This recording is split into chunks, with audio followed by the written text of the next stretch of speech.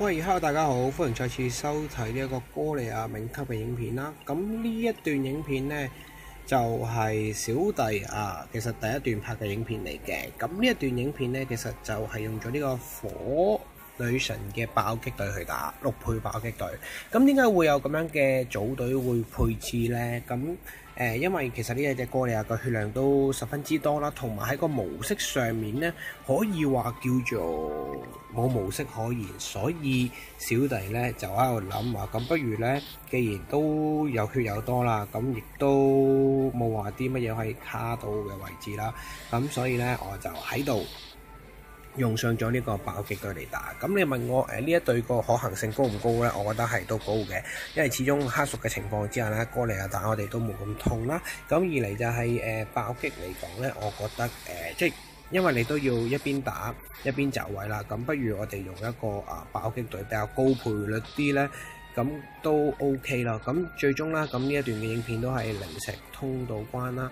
咁至於你問我穩唔穩呢？我覺得都 OK 穩嘅，不過喺個走位上面有啲注意咯。因為始終呢一段嘅影片我係第一段拍啦，咁同埋都唔係話太熟啦。咁之後嗰段嘅火破滅呢係會穩好多嘅，即係都會比較理想啲。咁呢一段呢就有一啲位置走錯啦，我覺得自己咁，所以都要死嘅呢一隊。好啦，咁樣啦，咁但係喺整體上嚟講呢，我覺得嗰個可行性係真係高嘅。始終因為我哋一邊打嘅時候，就算我哋 combo 數唔多呢，我哋嗰個爆擊出嚟嗰個嘅效果呢都 OK 嘅。咁好啦，咁開頭嘅位置啦，都係依舊係儲技能為主啦。咁亦都要避免真係太大力嘅傷害啦，因為始終爆擊你啦，一爆埋去咁基本上都差唔多死。係啦，咁最好咧就揾呢一啲貓嚟卡位嚟儲技係最理想嘅。咁一嚟佢步攻都唔痛啦。咁入到嚟呢個位置啦，依舊都係你見到呢一隻嘅甜鷹木屬嘅甜鷹，又係一啲高防嘅甜鷹，所以就特別麻煩嘅，我覺得。咁都係嗰句啦，優先處理咗一啲小怪咧，咁你會輕鬆好多啦。咁至於你問我喂火破滅，即係用呢個爆擊隊嚟打，喂會唔會好易死啊？咁樣都唔會咯，只要你小心你嘅走喺上面啦，咁亦都一邊打一邊我同小貓丸 admin 即係大家都有討論過呢一個關卡啦。咁我覺得 OK 咯，呢一組嘅打法。咁之後佢都有試嘅。咁呢一個我覺得係，即係我都同佢講啦，我話你其實一邊慢慢打，一邊慢慢爆咁就 OK， 唔需要話真係刻意諗我做幾多個 combo 去爆佢啊，咁唔需要嘅。even 就算你兩隻奇種咧爆擊出嚟嗰個傷害都可觀嘅。好啦，咁樣啦，咁呢個位置其實我哋都好儲技能啦，亦都可以入到呢一個嘅boss 關噶啦，準備。哇！大林咩都要硬咯，我一下太過分啦，激死我！回一回血先，所以好咁樣啦。咁去到呢個情況之下咧，咁我哋可以咧殺死一隻嘅甜鷹啦。好咁樣啦，咁殺完呢隻嘅甜鷹之後咧，我哋就入到嚟呢一個哥利亞嘅位置啦。好咁樣啦，咁依舊咧都係走棋上面都係差唔多啦。第一步都係佢會先封咗你嘅優嘅技能啦，然之後咧我會擺隻豬雀上去啦，或者你可以擺隻火破滅喺下面都 OK 嘅。咁然之後啦，咁因為佢第一下攻擊就一定係出呢一招嘅二方嘅光力，又或者左方嘅破碎嘅，咁所以咧都會喺度建議咧，我哋有個空間俾少少自己嘅走動就可以嘅啦。咁都係啦，依舊打法上面呢，其實你見到我都係將佢擺喺上方嘅位置啦，咁會比較容易迴避一啲嘅傷害啦。咁然之後就係呢一招超力嘅反擊，咁小心呢招嘅反擊技能啦，因為直接壓食都痛嘅，所以你一見到佢出呢一招反擊嘅時候呢，盡量要留一啲空間俾自己，你先盡量走甩一隻嘅奇蟲。然之後呢，你見到佢嘅箭頭，因為其實哥利亞箭頭唔係特別多，所以呢，你可以因應嘅箭頭而迴避。好似我咁就唔會直接食到反嘅技能㗎。咁然之後呢招中破一閃呢，我哋係可以硬食都 OK 嘅，個傷害就唔會咁高啦。咁然之後呢，接下落嚟呢，你見到啦，去到呢個位置呢，就係呢一個出現打直或出打橫咯，幾賤格。激死人啊！咁啊變咗都要硬食啦。咁你見到都痛嘅，你睇打埋嚟硬食。咁所以呢度就唔係太理想啦，自己做得我覺得。咁亦都最麻煩嘅地方就係呢招啦，三方嘅連擊啦，就係有方一排，都係嗰句啦，預留一啲技能俾自己用，會比較穩陣啲。好似我咁樣啦，有危險嘅時候咧，就用技能就得噶啦。咁然之後啦，去到呢個位置啦，我哋21個 combo 爆埋去，究竟有幾多咧？係冇爆擊嗰啲，一個 combo 一下爆擊都冇。咁然之後啦，去到呢招二方嘅光力啦，都係嗰句啦，盡量避免硬食，所以我哋一定要將佢擺一啲位置啦，好似我咁樣擺一係將你奇衝擺喺偏下方嘅位置啦，或者擺喺偏左方嘅位置啦，都會比較理想啲嘅。咁喺適當嘅時候咧，先至爆佢。適當嘅時候先至做一啲 combo 爆佢。咁其實用呢組有個好處就係你嘅 combo 數唔需要多，都有一定嘅傷害。好似我咁樣啦，佢會有爆擊啦咁樣，咁爆擊出嚟嗰個傷害都高嘅。咁然之後啦，去到呢個三方嘅破碎啦，咁我哋咧佢會出左方嘅攻擊嘛，所以其實我哋可以夾得更加緊啦。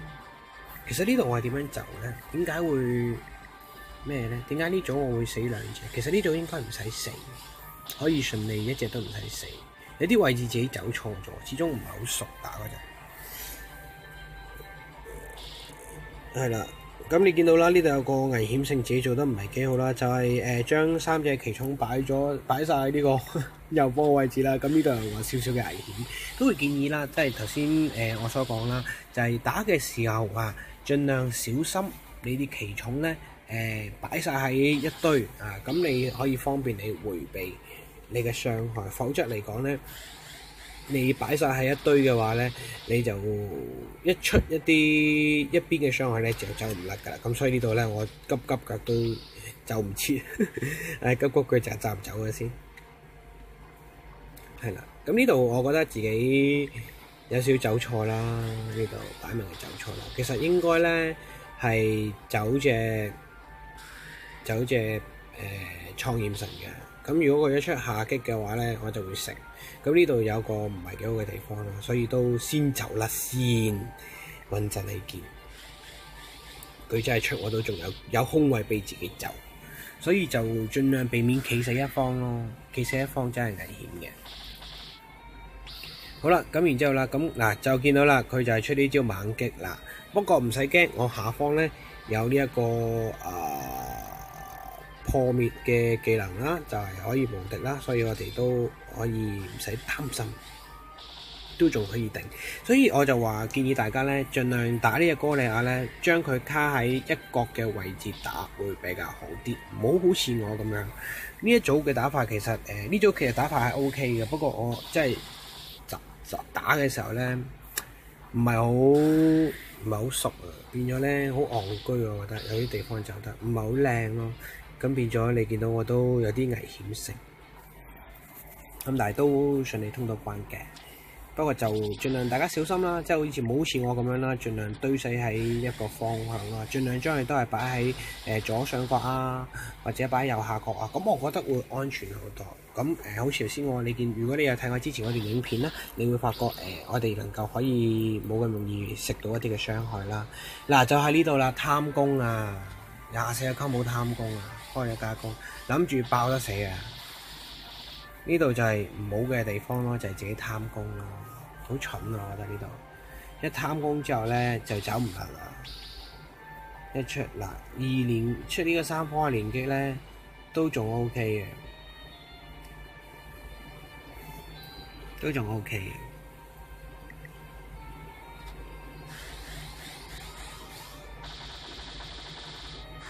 但係就係呢度咯，下面自己走唔甩咯，咪自己蠢咯呢個位置，即係自己走得唔好，唔理想。出呢個破碎，好戇居，俾佢反擊完咧都要死。咁呢度就真係一個我覺得自己走得唔好嘅地方，所以千祈唔好貪功，咁呢度當係一個反面教材啦，因為你見到一貪功嘅情況之下呢，就出現咗呢一個嘅危險性咯，就結果就死咗2隻啦，否則呢呢段片應該係好理想嘅，我覺得打得幾好。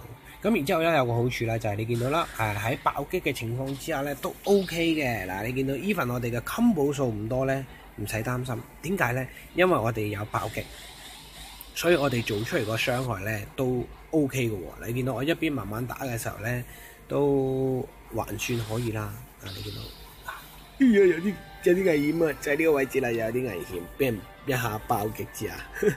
不過喺呢個時候咧，有個幾好嘅信息啦，就係我嘅主將咧嘅技能咧，亦都跳起咗啦。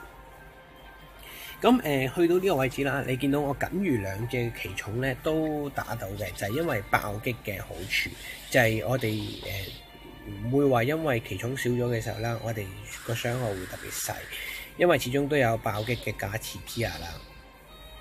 咁都 OK 嘅，都理想。嗱，你見到啦，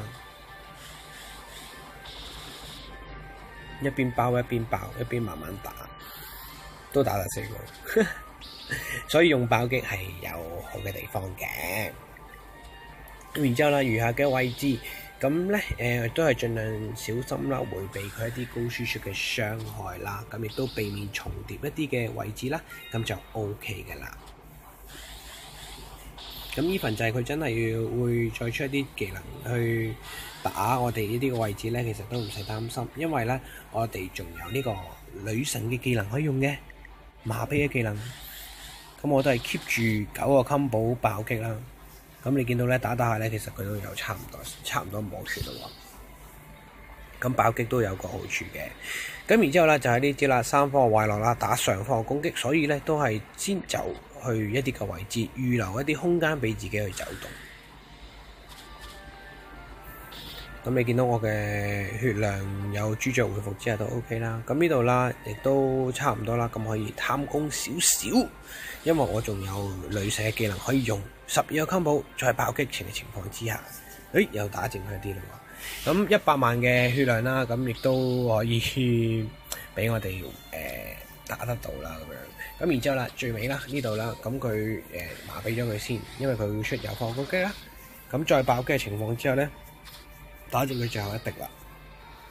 但係緊記唔好貪功咯，唔好好似頭先我講個情況咁樣咧，為咗做24個 combo 貪功，呢度就唔係一個幾好嘅示範啦。結果要死。如果唔係咧，否則我唔貪功嘅話咧，其實我係走得甩。所以就會建議啦，打呢隻哥利亞啦，盡量喺個走棋上面咧，俾一啲空間自己嘅奇寵走動，咁就 OK 㗎啦，咁就穩陣咯。好咁樣啦，咁應該都完場㗎啦呢個位置，咁但係都會有啲淆底，最驚有機會爆唔死佢，所以咧就真係爆唔死啊！所以就千祈唔好貪功，就係咁解啦。好啦，咁然之後啦，最尾啦，就呢度應該都夠打㗎，咁佢得發敵，咁亦都佢冇最尾嘅技能啦，所以都唔使驚佢啦。咁最後啦，呢度就係一個爆擊隊嘅一個分享啦，雖然打得唔係幾好啦，但係其實都可行嘅。有興趣嘅朋友咧可以試下，喜歡嘅你咧歡迎 subscribe 我 YouTube channel 啦，同時間亦都可以瀏覽我哋公會同埋呢個 fan page 嘅專頁。喜歡呢段影片嘅你咧歡迎撳個 like，有任何討論嘅可以直接問我。今日呢段影片就去到呢度啦，係咁，